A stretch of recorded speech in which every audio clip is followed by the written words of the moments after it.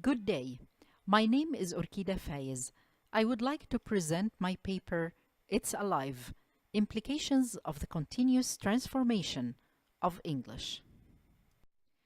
The paper argues that the continuous change of English reveals a continuation of human consciousness and experience that can only exist by building upon pre-existing forms of the language and yet evolves in truly unexpected ways.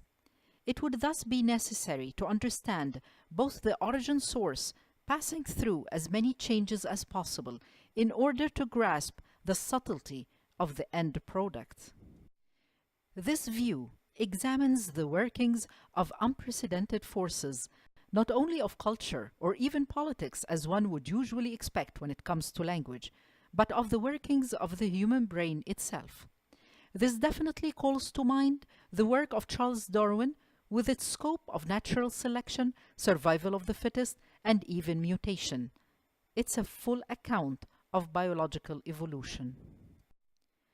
On the other hand, the allusion to evolving into a monster referred to in the title is just a reflection of the underlying predicament faced by language specialists at such discoveries that shake the foundation of English language studies, especially if they insist on rigid, unchanging set of forms or rules.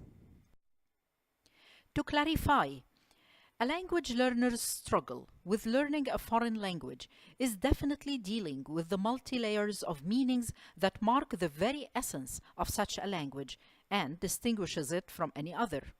English is no exception, but a closer look reveals the gravity of the persistent and continuous change undergone by English on a daily basis.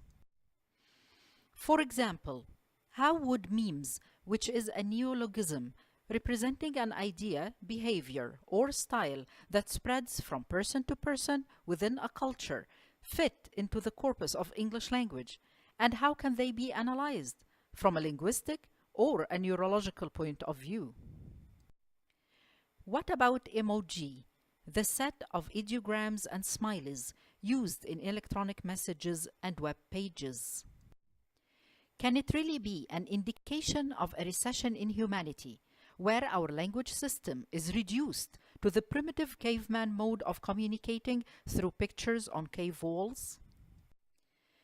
Having brought up memes and emoji, both directly related to the internet, it is worth mentioning that most of the material used in this study is derived from the informal pop culture, so conveniently projected electronically as a unique testament of both personal and collective expressions. To illustrate, the whole dynamics of gender tension can be embodied in the double standard wording system that replaces words like assertive with bossy or pushy when associated with women, followed by a glimpse of hope with emerging forms like Best Acting Award to replace Best Actor or Best Actress, or a husband's declaration, "We are pregnant," challenging a mindset that has for centuries associated the act exclusively to women. Language can yet find itself at the center of a socio-economic political feud, with the sugar industry grounding their reluctance to reveal the amount of sugar added to food products in spoons, which would make much more sense to consumers as opposed to grams, upon the pretext that spoons hold a more negative connotations. On a lighter note, but with much darker consequences to foreign populations, nationally choosing the rainbow as a symbol of gay pride would change the rainbow connotation for whole nations.